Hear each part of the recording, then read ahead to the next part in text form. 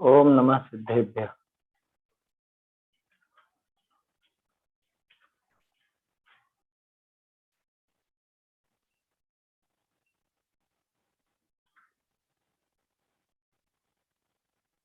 मंगलमय मंगल करण वीतराग विज्ञान नमो ताहि जाते भये अरहंतादि महा करि मंगल करि हो महाग्रंथ करण को काज जाते मिले समाज सब पावे निज पद राज।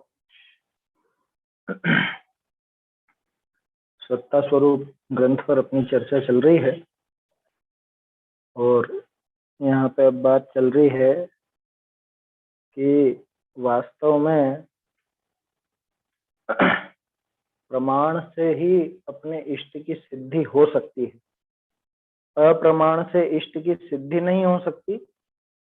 और अप्रमाण का चश्मा लगाए रखे तो इसको किसी भी वस्तु का भली प्रकार ज्ञान नहीं हो सकता। इसलिए अप्रमाण क्या चीज है ये समझना पड़ेगा और अप्रमाणता का चश्मा हटा करके इसको प्रमाणता का चश्मा लगाना पड़ेगा। भागचंद जी ने ऐसे ही उदाहरण दिया, भैया अगर तुझे सर्वज्ञ देव का सही सही स्वरूप समझना है। अच्छा, ये बात क्यों उठी प्रमाण अप्रमाण की? ये बात इसलिए उठी क्योंकि सामने वाले ने ऐसा कहा कि मुझे तो कोई इस प्रकार का प्रमाण उपलब्ध नहीं है जिससे मैं सर्वज्ञ को जान सकूं। मैंने सर्वज्ञ को दिखाने वाला कोई प्रमाण मेरे पास नहीं। तब जाकर के ये कहा गया कि इस तरह के प्रमाण हैं और हमारे पास हैं। हम उन प्रमाणों से सर्वज्ञ की सत्ता को स्वीकारते हैं, सर्वज्ञ को जानते हैं। तब ये बात उठी कि प्रमाण क्या और अप्रमाण क्या। उससे कहा गया कि तू तेरे अप्रमाणता का चश्मा हटा और ये प्रमाणता के चश्मे से तू देख तो तुझे नजर आएंगे, सर्वज्ञ देव की सत्ता भी तुझे सिद्ध होगी और तू उनको स्वीकार करे, सर्वज्ञता की सिद्धि हो जाएगी उससे। तो ये सारी बात किस लिए चली थी?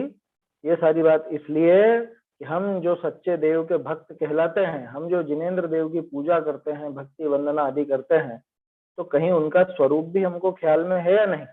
उनके स्वरूप को समझने के लिए प्रमाण और अप्रमाण को समझना भी जरूरी। ऐसी बात हुई थी कल प्रमाण परीक्षा का। अपन ने ये छंद भी देखा था, प्रमाणादिष्ट संसिद्धि अन्यथाति प्रसंगतः। देखिए अब यहाँ पे आखिर बात अपन ने देखी। तब उसने कहा कि मुझे अप्रमाण ज्ञान का स्वरूप बताओ कि जिसको जानकर मैं दूर करूं। अब उसका थोड़ा सा यूं समझ लो कि पुण्य का उदय आया है, उसकी कषाय मंद हुई है, समझने का भाव हुआ है, होनहार भली होनी है। इस वजह से अब उसको विचार आया कि ठीक है साहब, आप कह रहे हो कि अप्रमाणता की वजह से मुझे वो नजर नहीं आता, तो ये जो अप्रमाणता है ये क्या चीज है, कैसा ज्ञान अप्रमाण होता है, वो आप मुझे समझाने की कृपा करो तो मैं अप्रमाण ज्ञान को समझ करके और फिर उसे छोड़ूं और सच्चे प्रमाणों को ग्रहण करूं। अब जो विषय चलेगा सरल है, आसानी से समझ में आने जैसा है। ये तो न्याय का ही, लेकिन आसानी से समझा जा सकता है। और भागचंद जी की शैली तो और सरल करने की है, उन्होंने सरल करके यहाँ पर समझाया। तब उसका उत्तर देते हुए कहते हैं, ये देखना अपने को पेज नंबर 42 के निचले पैराग्राफ पर और हस्तलिखित प्रति में 26वां पत्र प्रारंभ हो गया। तब वाकों कहिए, पैराग्राफ पढ़ता हूं पहले मैं।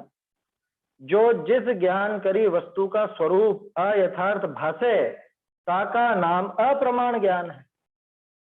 ताके 3 भेद हैं, संशय, विपर्यय, अनध्यवसाय। कहा इस वस्तु का निश्चय करने विषय जहां साचा लक्षण का आश्रय तो न आवे, और पक्ष सपक्ष नियत में साधारण जे धर्म तिनके आश्रय निर्णय करे, कहा दोनों पक्ष प्रबल भासे। तब शिथिल अर्थ थकित होए, दो तरफा ज्ञान का रहना, ताका नाम संशय। बहुरी विपरीत लक्षण के आश्रय वस्तु का स्वरूप निर्णय करे, तहाँ अन्यथा विषय ही यथा बुद्धि का कारण ताका नाम विपर्य है। बहुरी ज्ञेय ज्ञान में तो आवे, और पीछे अभिप्रेत लगाए स्वरूप इत्यादि निर्णय न करना, ताका नाम अनध्यवसाय है। सो ऐसा दोष सहित ज्ञान करे, वस्तु का साचा स्वरूप सर्वथा निश्चय न होए। हो गया ना पैराग्राफ? चलिए छोटे छोटे से पैराग्राफ हैं, देखते हैं इनको। सबसे पहले तो अप्रमाण ज्ञान की परिभाषा। देखिए इसमें विस्तार बहुत ज्यादा नहीं है ना, बस उपयोग आप थोड़ा सा इसमें लगा के रखेंगे तो आसानी से ये सब बातें पकड़ में आएंगी। किसे कहा अप्रमाण? क्या है प्रमाणता और अप्रमाणता? कि जिस ज्ञान करी वस्तु का स्वरूप अयथार्थ भाषे। कितनी सीधी सी परिभाषा। जिस ज्ञान से वस्तु का स्वरूप अयथार्थ भाषित हो, वह ज्ञान अप्रमाण ज्ञान। ये परिभाषा है ना, ये अप्रमाण की परिभाषा है। जैसे प्रमाण की परिभाषा अपन देखते हैं, सम्यक ज्ञानम प्रमाणम, स्वपूर्वार्थ निश्चयकम व्यवसायत्मकम प्रमाणम, ऐसा। तो वो ये सब जो प्रमाण की परिभाषा, इसी तरह से अप्रमाण की परिभाषा बिल्कुल सीधी सी, कि वस्तु जैसी है उसका वैसा ज्ञान नहीं हो पावे, वो अयथार्थ ज्ञान है, वो अप्रमाण ज्ञान है ना। जिस ज्ञान से वस्तु का स्वरूप अयथार्थ भाषे, अयथार्थ भाषित, उसका नाम अप्रमाण ज्ञान। ताके तीन भेद। अब ऐसे कौन से ज्ञान है कि जिनसे वस्तु का स्वरूप यथार्थ भाषित नहीं होता, उनमें अयथार्थपना बना रहता। ये तीन भेद है, संशय, विपर्य, अनध्यवसाय। नाम तो मेरे ख्याल से सबने सुने होंगे, है ना। नहीं भी सुने हो तो अब सुन लीजिए और समझ लीजिए, क्योंकि न्याय की बात अध्यात्म में बहुत काम आती है। समय सार आदि ग्रंथों का जो अध्यात्म अपन सुनते हैं, उसमें ये सब चीजें बहुत काम की। संशय, विपर्य, अनध्यवसाय टोडरमल जी ने तो स्पष्ट किया ही है, और मेरे ख्याल से कल आप लोगों ने देखा भी होगा मोक्षमार्ग प्रकाशक। देखो क्या है संशय, विपर्य और अनध्यवसाय। सबसे पहला संशय। कहा तिस वस्तु का निश्चय करने विषय जहां साचा लक्षण का आश्रय तो न आवे, सच्चे लक्षण का आश्रय तो न करे। जब उसका निर्णय करना हो, किसी एक वस्तु का निश्चय करना हो, और उसके सच्चे लक्षण को तो मतलब सच्चे लक्षण का आश्रय तो नहीं हो पाया, अरे पक्ष सपक्ष नियत में, ठीक है, पक्ष सपक्ष में नियत साधारण जे धर्म तिनका आश्रय निर्णय करे। अब ये क्या चीज है पक्ष और सपक्ष? ये थोड़ा सा अपन समझते हैं। नहीं, सपक्ष और परपक्ष नहीं है, ये पक्ष और सपक्ष। देखो तीन चीजें होती हैं, पक्ष, सपक्ष और विपक्ष। पक्ष तो है जिसमें अपने को उस वस्तु की सिद्धि करनी, इसमें सुधार कर लो तो फिर पहले सुधार लगा लो। वहां वस्तु के निर्णय करने में सच्चे लक्षण का आश्रय तो न आए, और पक्ष तथा सपक्ष में, है ना, परपक्ष नहीं है ये, परपक्ष तो काट दीजिए, और के बाद लिख लीजिए पक्ष व सपक्ष में। अभी तथा परपक्ष काट दीजिए, पक्ष एवं पक्ष तथा जो भी लिखना हो। पक्ष सपक्ष में नियत साधारण जे धर्म, इसका क्या अर्थ है? पक्ष का अर्थ तो होता है वो स्थान या वो वस्तु जिसमें अपने को सिद्धि करनी है, जिसका निर्णय करना है। जैसे उदाहरण के तौर पर अपन बात करते हैं अनुमान से, इसको समझते हैं उदाहरण को। वो पर्वत आग वाला है, क्यों है? क्योंकि वहां धुआं है ना। ऐसा अनुमान का प्रयोग करते हैं। कहीं पर अपन को पहाड़ी के ऊपर धुआं दिखा, आग तो नहीं दिख रही है, आग नहीं दिखी, आग दिखती तो धुएं की तरफ अपना ध्यान ही नहीं जाता, मतलब धुएं को अपन मुख्य नहीं करते। तो वह पर्वत आग वाला है क्योंकि वहां पर धुआं है, ठीक है ना। तो अब धुआं क्या है? धुआं है हेतु।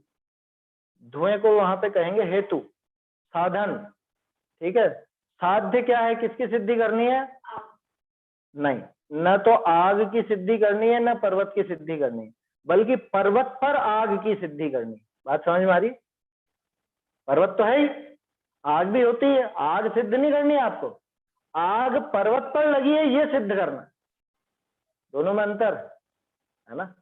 न तो हमको पहाड़ सिद्ध करना है ना आग को सिद्ध करना, पहाड़ पर आग है ये सिद्ध करना, तो ये कहलाता है पक्ष। कौन हो गया पक्ष? पक्ष हो गया अपना पहाड़। अब उसके लिए उदाहरण दिया जाता है कि जैसे रसोई, रसोई में भी धुआं होता है और वहां भी आग होती है, और उसका विपरीत उदाहरण भी दिया जाता है कि जहां, मतलब इसके लिए तर्क का प्रयोग करते हैं कि जहां जहां धुआं होता है वहां वहां आग होती है, जैसे रसोई। जहां जहां आग नहीं होती वहां वहां धुआं नहीं होता, जैसे तालाब, है ना। अब समझना, पर्वत हो गया अपना पक्ष, क्योंकि पर्वत में आग की सिद्धि करनी है, ठीक है। उसके बाद अपन ने उदाहरण किसका दिया? उसके साथी, मतलब उसके जैसा ही दूसरा उदाहरण रसोई का। तो रसोई हो गई सपक्ष, आया समझ में? उसे कहते हैं सपक्ष। और तालाब हो गया विपक्ष। अब समझ में आ गया पक्ष, सपक्ष, विपक्ष। भाई पर्वत पर आग है ये सिद्ध करना है ना अपने को, तो पर्वत हो गया पक्ष, और पर्वत के समर्थन, पर्वत पे आग के समर्थन में अपन ने उदाहरण दिया रसोई का, कि रसोई में भी धुआं होता है। पुराने जमाने की बात है, उदाहरण पे पुराने जमाने का, नहीं तो अब तो गैस की रसोई में आप कहोगे कि इसमें कहाँ धुआं है। पहले जो लकड़ी का चूल्हा होता था, है ना, लकड़ी आदि जो भी जलाया जाता था ईंधन, उसका धुआं होता था। तो धुआं देख करके उस आग का अनुमान लगाया जाता है, तो धुआं और आग रसोई में भी होती। तो वो जो है रसोई, वो रसोई आपके सपक्ष हो गया इस सिद्धि का। इसको सपक्ष क्यों कहा? सपक्ष माने पक्ष जैसा। अच्छा, उसका पक्ष देख रहे हैं वैसा इसका सपक्ष। हाँ, पहाड़ के जैसा इसको भी बता रहे, इसलिए सपक्ष। हाँ, इसलिए सपक्ष। और तालाब उससे विपक्ष हो गया, वो तो विपक्ष हो गया, तालाब में न धुआं है न आग है, वो तो विपक्ष, तो समझ में आ गया। हाँ, वो विपक्ष, इसलिए इसका नाम है सपक्ष। तो जो पक्ष जैसा हो, पक्ष का समर्थन करे, वो होता है सपक्ष, और पक्ष से विरुद्ध स्थिति जहां हो वो होता है विपक्ष। तो ये तीन शब्द समझ में आ गए, ये न्याय की चीजें आप आसानी से समझ रहे हो। पक्ष, सपक्ष, विपक्ष, ये अनुमान का प्रयोग किया जाता है। पक्ष की बात समझाने के लिए कहीं कहीं पर सपक्ष का उदाहरण भी दिया जाता है, कहीं कहीं पर विपक्ष का उदाहरण भी दिया जाता है, और कहीं पर दोनों का उदाहरण भी लगता है। बहुत सी ऐसी जगह भी होती है जहां पे कुछ, मतलब जिसका कोई सपक्ष नहीं होता और जिसका कोई विपक्ष नहीं। जैसे उदाहरण बताऊं आपको, जो जो सर्वज्ञ होता है वो वीतरागी होता है, ठीक है ना। जैसे अब इसमें सपक्ष नहीं मिलेगा, इसमें सपक्ष नहीं मिलेगा। क्यों? क्योंकि सारे सर्वज्ञ और वीतरागी, उनके जैसा कोई दूसरा होना चाहिए, उनसे मिलता हुआ कोई होना चाहिए, तो वो दूसरा नहीं मिलेगा, वहां सपक्ष नहीं मिलेगा। विपक्ष तो मिल जाएंगे कि जो जो वीतरागी नहीं होता वो सर्वज्ञ नहीं होता। जैसे हम लोग, जैसे कोई तिर्यंश, जैसे कोई नारकी, जैसे कोई देव, जैसे कोई मनुष्य, विपक्ष तो मिल जाएगा। बहुत से अनुमान के प्रयोग में विपक्ष मिल जाता है, सपक्ष नहीं मिलता। बहुत से अनुमान के प्रयोग में सपक्ष मिल जाता है, विपक्ष नहीं मिलता। वो बारीकी है, वो विशेष डिटेल में आपको देखना हो तो न्याय दीपिका वगैरह ग्रंथ से देख। इतने गहराई में अपने को नहीं जाना, अपने को तो ये शब्द समझना है, पक्ष, सपक्ष, विपक्ष क्या है। वो भी इसलिए समझना है क्योंकि यहाँ पर बात आई। हाँ, सपक्ष उसका उदाहरण स्वरूप होता है, उसके जैसी दूसरी स्थिति जहां बनती है उसको अपन सपक्ष कहते हैं, ठीक है ना। देखो क्या कहा, तो संशय कहाँ होगा? अब इस पर लगाओ, संशय की सामान्य परिभाषा क्या? यहाँ तो जो पढ़ रहे हैं अपन इसको भी समझें, जो न्याय से परिभाषा चलती है, विरुद्ध अनेक कोटि स्पर्शी ज्ञानम संशय, ये न्याय दीपिका की परिभाषा। विरुद्ध अनेक कोटि का स्पर्श करने वाला ज्ञान संशय है। माने जो विरुद्ध हो, ये तो नहीं हो, दूसरा हो कि ये भी है कि ये भी है, ऐसा है कि ऐसा है। जैसे उदाहरण के तौर पे सांप है कि रस्सी है, ये सीप है या चांदी है, ये पुरुष है कि कोई ठूंठ है, ये हवा में उड़ता हुआ दिख रहा है, झंडा है कि बगुला है, कुछ भी देख हो सकता है, ऐसा ये है कि ये है, ऐसा। विरुद्ध अनेक कोटि का स्पर्श करने वाला ज्ञान, विरुद्ध अनेक कोटि माने अनेक प्रकार की वस्तुओं का स्पर्श करने वाला जो ज्ञान है, निर्णय नहीं निकाल पा रहा, भ्रमित हो रहा है इधर से उधर उधर से, उसको कहते हैं संशय। अब भागचंद जी ने देखो कितना सरल किया, पढ़ने में अटपटी लग सकती है परिभाषा, लेकिन ये बिल्कुल सटीक है। जिस वस्तु का निश्चय करने विषय, यानी जिस वस्तु का हम निश्चय करने गए और जहां साचा लक्षण का आश्रय तो ना आवे, सच्चा लक्षण तो पकड़ में आया नहीं, क्योंकि सच्चा लक्षण पकड़ में आ जाए तो खट से निर्णय हो जाए, और पक्ष सपक्ष में नियत साधारण जे धर्म, पक्ष और सपक्ष दोनों में मिलने वाले साधारण धर्म, उनके आश्रय से निर्णय करता है, कहा दोनों पक्ष प्रबल भाषित, तब चक्कर पड़ता है। अब ये क्या लिख दिया इन्होंने, ये बिल्कुल सरल लिखा है, दिमाग को उलझाएंगे तो कठिन लगेगा, इसको समझो। जो चीज पक्ष में भी मिल रही है सपक्ष में भी मिल रही है, जैसे अपन ने क्या उदाहरण लिया था, सीप और चांदी का, ठीक है ना, सीप और चांदी दोनों में एक सफेदी की चमक होती, तो अपने को सिद्धि करनी थी उस वस्तु की, तो एक वस्तु जो वो असली है, एक तो वो, दूसरा जो वो है नहीं लेकिन हमारे ज्ञान में बन रहा है, जैसे मान लो थी तो सीप है ना, अब वो थी तो सीप तो हो गई पक्ष, और उसी के जैसे सपक्ष कौन बना उसके लिए, चांदी, क्योंकि चांदी में भी सफेदी चमकती है और सीप में भी चांदी चमकती है, तो पक्ष और सपक्ष में नियत जो साधारण धर्म क्या था, वो सफेदी का चमकना साधारण धर्म था ना, उसकी वजह से उनका आश्रय से निर्णय करता है, तो दोनों पक्ष प्रबल भाषित होते, सीप है कि चांदी है, क्योंकि इसने सिर्फ चमक पकड़ी, इसने उसका आकार प्रकार वजन ये कुछ भी नहीं देखा, चांदी तो भारी होती है, सीप ऐसी भारी नहीं होती, आया समझ। कोई भी उदाहरण ले सकते हैं, और आपको सांप रस्सी समझ में आए तो वैसा ले लो, सांप और रस्सी का वो ऐसा लटकना और गोलाई, वो तो पकड़ा, वो तो दोनों पक्ष और सपक्ष में साधारण धर्म था, लेकिन रस्सी में बल नहीं आते, ऐसे ऐसे ऊट पटांग नहीं चलती, और सांप ऐसा लहरा के चलता, ये चीजें नहीं देखी उसने। रस्सी ऊपर से नीचे तक एक जैसी रहती है, सांप आगे और पीछे थोड़ा अलग दिखेगा, सांप की पूंछ पतली रहेगी, सांप का मुंह मोटा रहेगा, बीच का शरीर अलग रहेगा, ये विशेष चीजें, ये जो लक्षण थे, ये लक्षण नहीं पकड़ा, क्या पकड़ा कि पक्ष और सपक्ष दोनों में जो साधारण धर्म पाए जा रहे हैं, उनके आश्रय से निर्णय करने बैठा, तो फिर तो ज्ञान टप्पे खाएगा ही सही, कभी सोचेगा कि ये है, कभी सोचेगा ये है, समझ में आ रही है बात।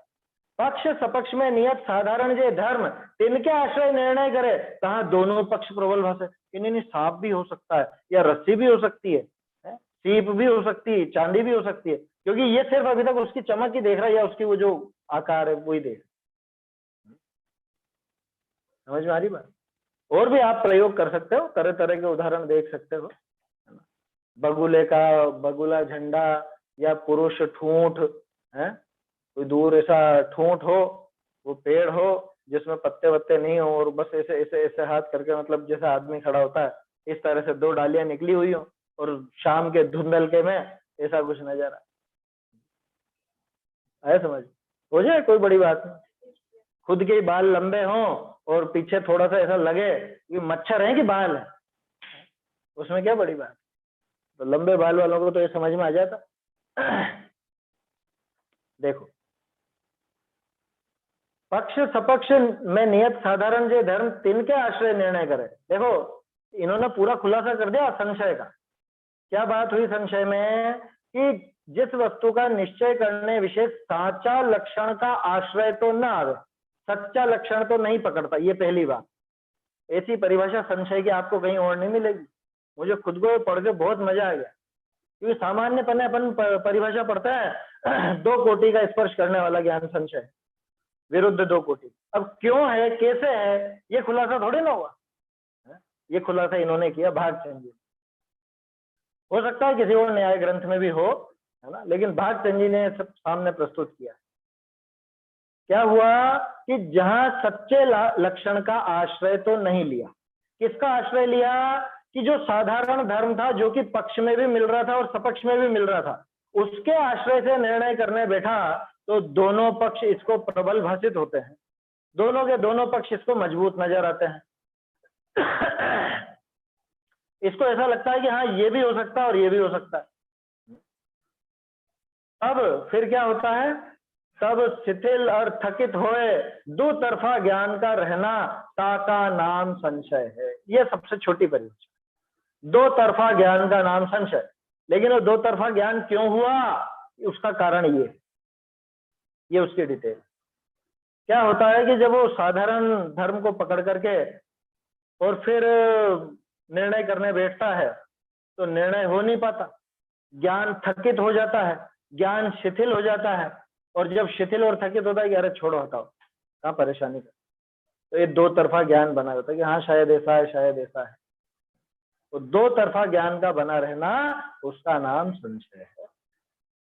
पूरा विज्ञान समझा दिया भागचंद जी ने, ये संशय पैदा क्यों हुआ। बाकी जगह आपको परिभाषा मिलेगी, इसके पीछे का साइंस समझ में नहीं आएगा। ये यहाँ पे भागचंद जी ने ये विज्ञान दिखाया, ये ज्ञान इस तरह से हुआ। ये निर्णय तो करने गया था उस वस्तु का, लेकिन उस वस्तु के सच्चे लक्षण को नहीं पकड़ा, और जो उस वस्तु में और उसी के सपक्ष दूसरे वस्तु में साधारण धर्म मिलते थे, उनके आधार से ये निर्णय करने बैठा। तब क्या हुआ कि तब फिर इसका ज्ञान थक गया, क्योंकि निर्णय हो नहीं पा रहा था। ये है कि ये दोनों पक्ष प्रबल भाषित होते थे, कभी ये मजबूत दिखता, कभी वो पक्ष मजबूत दिखता। तो इसका ज्ञान थकित हो गया और फिर दो तरफा ज्ञान बना रहा, इसका नाम संशय। आया समझ में। भागचंद जी ने बहुत सरल किया है वास्तव। चलिए, कोई शंका हो, किसी को प्रश्न हो तो आप पूछ लीजिएगा, न्याय का विषय है क्योंकि है ना, उसमें कोई दिक्कत नहीं है प्रश्न वगैरह करने। अब वो देखते हैं विपर्य।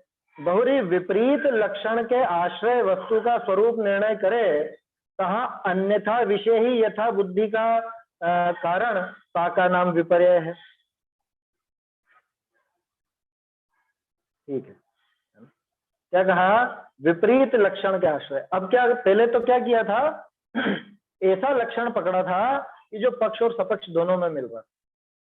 अब ऐसा लक्षण पकड़ा जो बिल्कुल विपरीत है, जो है ही नहीं वैसा, है ना। जैसे वही जो उदाहरण अपन ने लिए थे सीप और चांदी का। मान लो थी तो सीप, और इसने निर्णय निकाल लिया कि ये तो चांदी है। आया समझ में। सांप थी तो रस्सी, और इसने निर्णय निकाला ये तो सांप है। अब क्या होगा, अब डर के मारे तो घबरा जाएगा। या सांप था और रस्सी समझ लिया तो सांप को पकड़ के चढ़ जाएगा ऊपर। आया समझ में। ऐसा किस्सा था ना, किस्सा था शायद कालिदास का या किस्सा था, तुलसीराम जी का, तुलसीदास जी का ऐसा किस्सा सुनने को मिलता है। वो बहुत मोहित है पहले, है ना, बहुत मोहित है अपने पत्नी को, बहुत पत्नी का मोह बहुत ज्यादा था। तो मायके गई और ये पीछे पीछे पहुंच गए, लेकिन घर से घुसे कैसे रात में, तो पीछे सांप लटक रहा था, इन्होंने रस्सी समझी, उसको पकड़ के चढ़ गए ऊपर। अब वो क्या है, असली है कि नकली है, वो कथा अपने को पता नहीं, लेकिन ऐसा हो जाता है, कोई बड़ी बात। देखो, तो विपरीत लक्षण के आश्रय वस्तु का स्वरूप निर्णय करे, है ना। विपरीत लक्षण को पकड़ करके वस्तु का स्वरूप निर्णय करने बैठे, तहाँ अन्यथा विषय ही, अन्य प्रकार में ही यथा बुद्धि का कारण, अन्य प्रकार में ही बुद्धि हो जाती है इसकी। तो यथा बुद्धि का कारण माने जैसा अन्य प्रकार है, या जैसा ये वास्तविक वस्तु स्वरूप नहीं था, वैसे में इसकी बुद्धि लगी, तो उस बुद्धि का कारण है वो है विषय। ये परिभाषा सरल है, इसमें कठिन नहीं कुछ, क्योंकि इसमें निर्णय निकाल लिया। संशय में निर्णय नहीं निकला था, ध्यान रखना। संशय में तो ज्ञान इधर से उधर टप्पे ही खा रहा था कि ये है कि ये है, वहां पे निर्णय नहीं हो पाया। विपर्य में निर्णय है, विपरीतता में निर्णय हो चुका है कि हाँ ये तो यही, ये तो ठूंठ ही है, ये पुरुष नहीं है। आया समझ, या ये तो पुरुष ही है, ये ठूंठ नहीं है, जो भी है उससे विपरीत। देखो, अन्यथा विषय यथा बुद्धि का कारण का नाम विपर्य है। सरल है विपर्य का। विपर्य में और भी चीजें, और भी उदाहरण आते हैं, केशोंडुक ज्ञानवत, नक्तंचर ज्ञानवत, ऐसा। वो तो नक्तंचर ज्ञानवत तो अलग के लिए दिया जाता है, और केशोंडुक भी अलग के लिए दिया जाता है। उदाहरण वो उसके लिए थे कि वस्तु से ज्ञान नहीं होता। वस्तु से अगर ज्ञान हो तो विपर्य ज्ञान कैसे हो। देखो, ये जो विपरीतता है ना ज्ञान की, ये भी अपने लिए बहुत बड़ा पॉइंट है क्या सिद्ध करने का, कि वस्तु ज्ञान का कारण नहीं है। ये बात सिद्ध होती है इन विपरीतताओं से। कैसे? अरे अगर वस्तु ज्ञान का कारण होती तो विपरीत क्यों होता? वस्तु ज्ञान का कारण होती तो संशय क्यों होता? वस्तु खुद ही कहती ना कि नहीं मैं तो सीप हूं, मैं तो चांदी हूं, जो भी है। आया समझ? अगर वस्तु ज्ञान का कारण हो तो किसी को सीप में चांदी का भ्रम ना हो, किसी को रस्सी में सांप का भ्रम ना हो, किसी को भी संशय ना हो, विपर्य ना हो, अगर पदार्थ ज्ञान का कारण हो। ये न्याय की बातें हैं। नार्थालोको कारणम है कि अर्थ और आलोक ये ज्ञान का कारण नहीं। पदार्थ और प्रकाश इनसे ज्ञान नहीं हो। पदार्थ से ज्ञान होता तो कभी भी आपको ये संशय और विपर्य नहीं मिलता। देखो ये संशय विपर्य भी ये बात सिद्ध कर, न्याय से सिद्ध होती है। अगर पदार्थ ज्ञान का कारण होता तो किसी को संशय क्यों होता, विपर्य क्यों होता?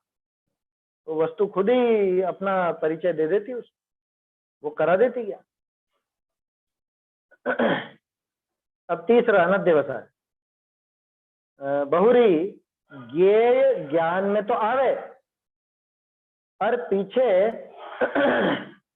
अभिप्रेत लगाए स्वरूप इत्यादि निर्णय न करना, ताका नाम अनध्यवसाय। अभिप्रेत लगाकर मतलब अभिप्राय लगाकर, माने जानने में नहीं आया ऐसा नहीं है। देखो बहुत से लोग क्या करते हैं, वो अवग्रह होता है ना, अवग्रह और अनध्यवसाय को एक जैसा समझ लेते हैं, क्योंकि ग्रंथों में दोनों की परिभाषा मिलती जुलती सी है, एक नहीं है।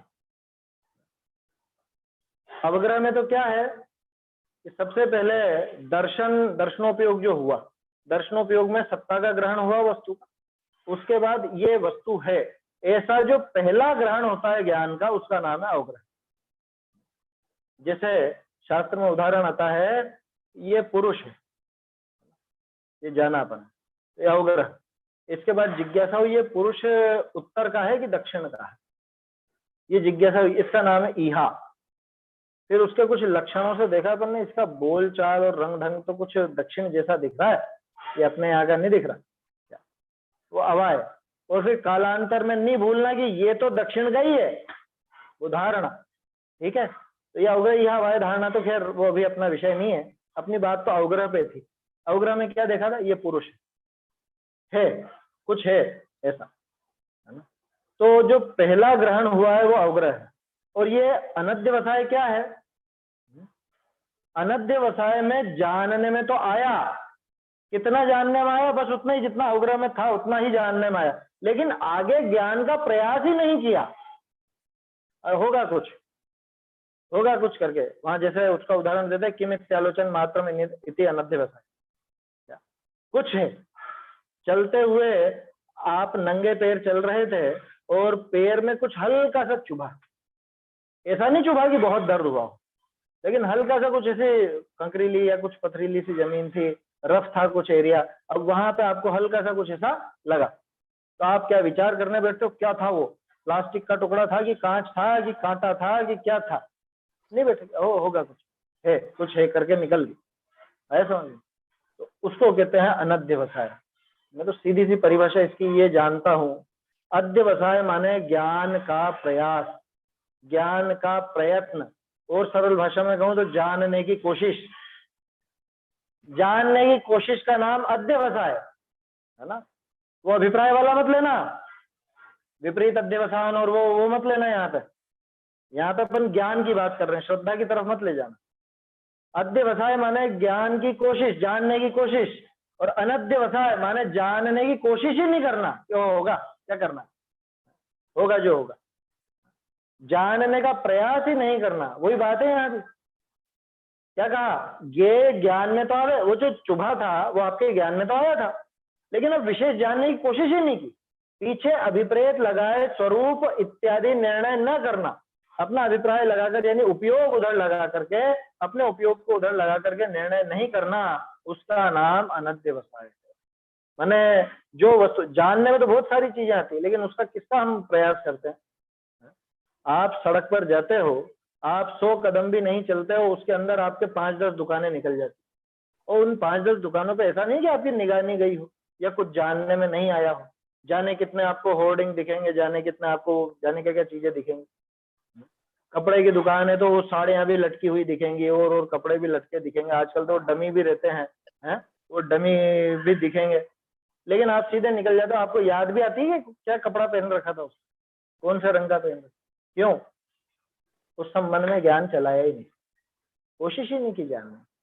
जिसका वो प्रयोजन हो वो कोशिश करेगा, है ना। जिसको साड़ी लेनी हो वो देखो कैसी है, क्या है, देखें यहाँ भी है अच्छी अच्छी साड़ी है। जाते हैं ना, बहुत सी महिलाओं की आदत होती है, जहाँ जावे तो साड़ी की दुकान पे तो चढ़े बिना माने ही नहीं।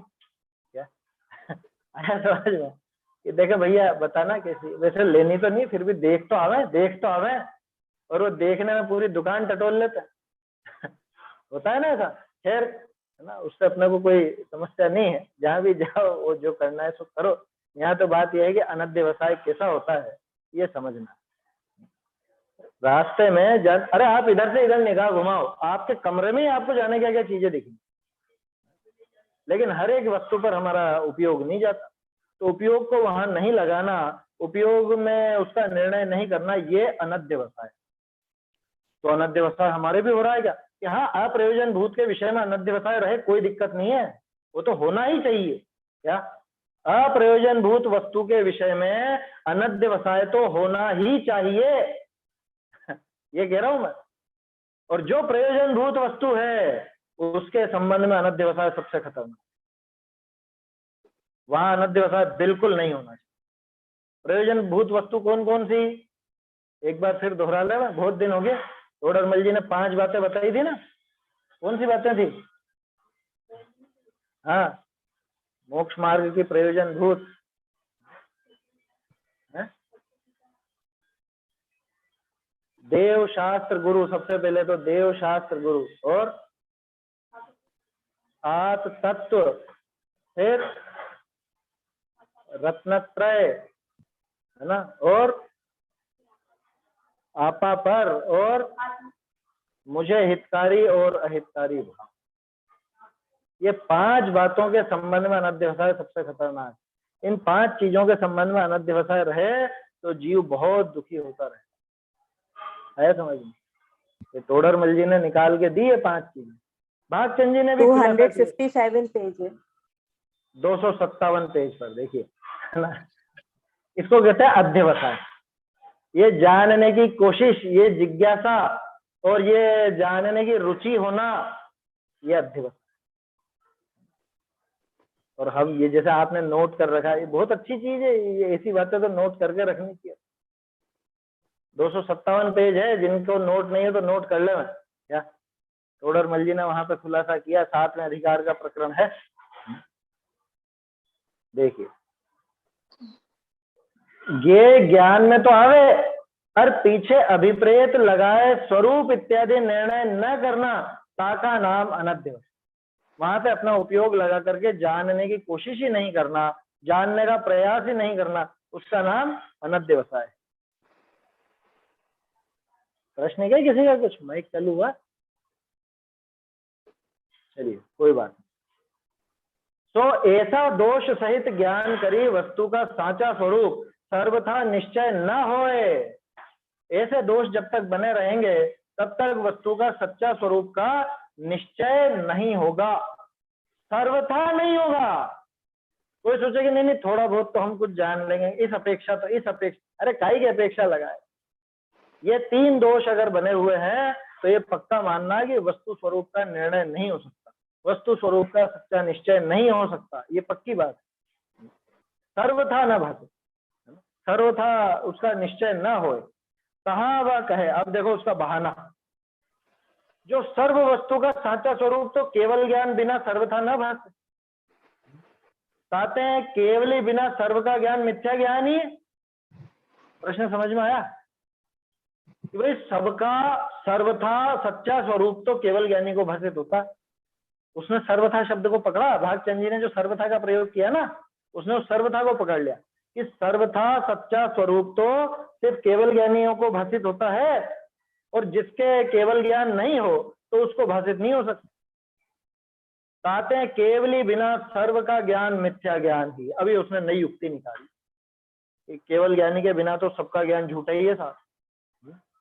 अच्छा, और बहुत से लोग यही समझते हैं, ये वास्तव में समझते हैं। ये प्रश्न जो दिया ना, ये लोगों की मानसिकता को पढ़ करके दिया है भागचंद जी ने। क्या बहुत सौ को ऐसा लगता है कि भाई देखो, वस्तु स्वरूप का सही सही ज्ञान तो केवल ज्ञानी को ही होगा। बारीकी तो उन्होंने ही देखी है ना, चाहे वो 6 द्रव्य की बात हो, चाहे 7 तत्व की बात हो, वो तो केवल ज्ञानी ही जानते हैं उसको बारीकी। हम कैसे जान सकते? तो हमें तो सच्चा ज्ञान हो ही नहीं सकता, वो तो केवल ज्ञानी को ही हो। इतने भोले जीव हैं, उनको ये बात समझ में नहीं आती कि फिर वो केवल ज्ञान कहाँ से पैदा कर लिया उन्होंने। अगर केवल ज्ञानी को ही वो सच्चा ज्ञान होगा तो केवल ज्ञान पैदा कैसे किया, ये समझ में नहीं आती। केवल ज्ञान बिना सर्वथा न भाषे, कहते हैं केवली बिना सर्व का ज्ञान मिथ्या ज्ञान ही है। का उत्तर जो श्लोक वार्तिक जी में ऐसे गया है, क्या कहा? मिथ्या ज्ञानम प्रमाणम न सम्यगित्यधिकारतः।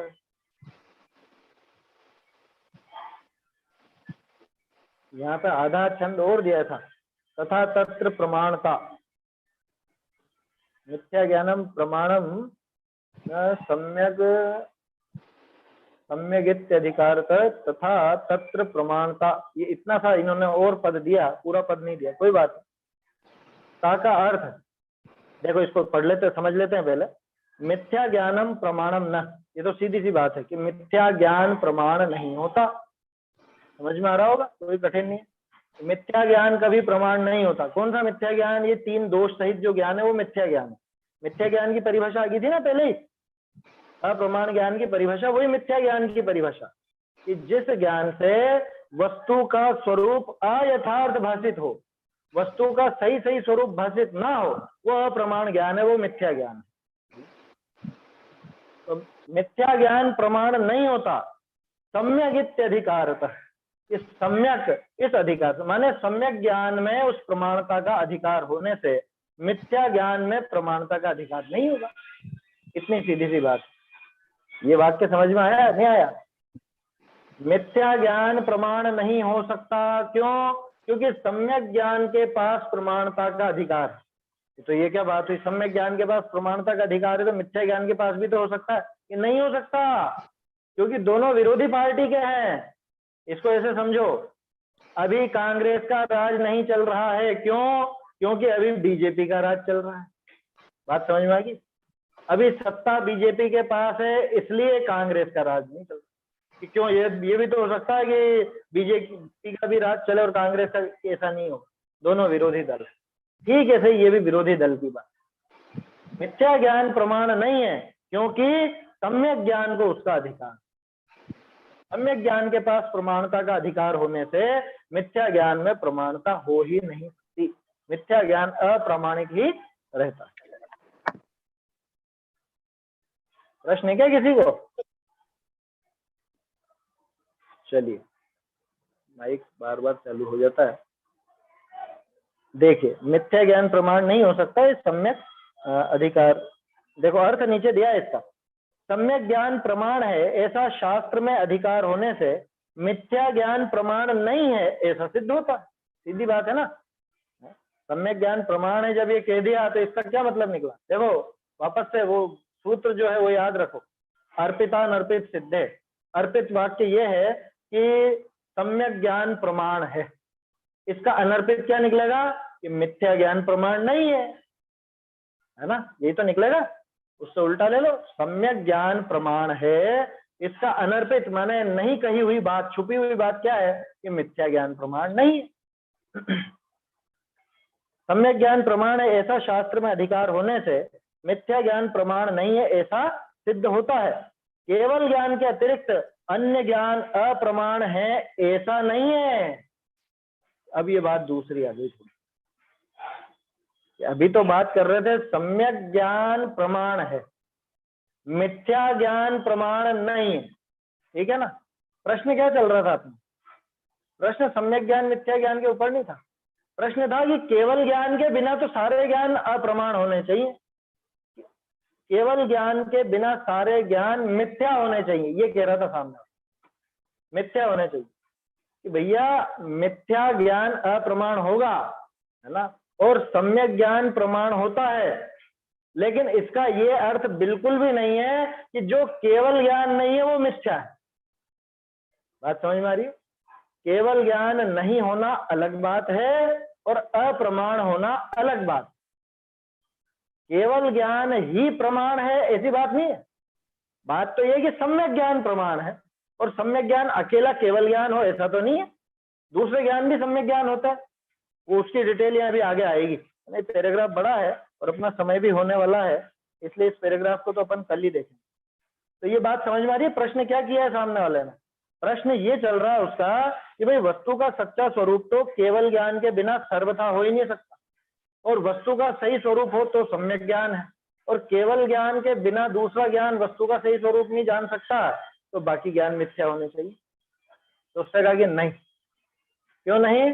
कि मिथ्या ज्ञान प्रमाण नहीं होता, क्योंकि सम्यक ज्ञान को प्रमाणता का अधिकार है, लेकिन वो अधिकार सिर्फ केवल ज्ञान रूप सम्यक ज्ञान के पास ही हो ऐसा नहीं। केवल ज्ञान के अलावा और ज्ञान भी हैं जो सम्यक ज्ञान होते हैं, उनकी डिटेल आगे कल देखेंगे अपन। बढ़िया प्रकरण है। सेकंड नंबर का पैराग्राफ है ना, उसमें सबसे नीचे हाँ। वाली लाइन है, उसमें ये नहीं लिखा हुआ है कि सच्चा स्वरूप सर्वथा निश्चय नहीं होता है, ऐसे आएगा। वस्तु सेकंड का पैराग्राफ, निश्चय नहीं होता। सच्चा स्वरूप सर्वथा निश्चय नहीं होता। वस्तु का सच्चा स्वरूप सर्वथा निश्चय नहीं होता, है ना। वस्तु यहाँ पे यूं कर लीजिए, वस्तु के सच्चे स्वरूप का सर्वथा, ये वस्तु का लिखा है ना, का के स्थान पे तो हो जाएगा के, और सच्चा के स्थान पे सच्चे, और इसका आगे जुड़ जाएगा स्वरूप का सर्वथा। वाक्य बोलता हूं मैं, ऐसे दोष सहित ज्ञान द्वारा वस्तु के सच्चे स्वरूप का सर्वथा निश्चय नहीं होता। इस तरह से और वाक्य। थर्ड पैराग्राफ है ना, थर्ड पैराग्राफ की थर्ड लाइन कि ज्ञान क्या मिथ्या ज्ञान ही है, इसमें ज्ञान जुड़ेगा मिथ्या ज्ञान। तो केवली बिना सर्व का ज्ञान क्या मिथ्या ही है? हाँ, मिथ्या के साथ ज्ञान भी जोड़ लीजिए, दिक्कत नहीं है। मिथ्या में भी समझ में आ रहा है क्या, क्योंकि वो ज्ञान के साथ जब मिथ्या लगाएंगे तो अपना वो मिथ्या ज्ञान हो जाएगा, ठीक है, लेकिन जोड़ लीजिए मिथ्या के बाद ज्ञान, क्योंकि प्रति में तो दिया है, हस्तलिखित प्रति में तो है। चलिए, तो अब ये जो इसका खुलासा आएगा और तरह तरह के प्रमाण यहाँ पे अपन देखेंगे, ये आगे कल आएगी, कल चर्चा करेंगे इसके संबंध में।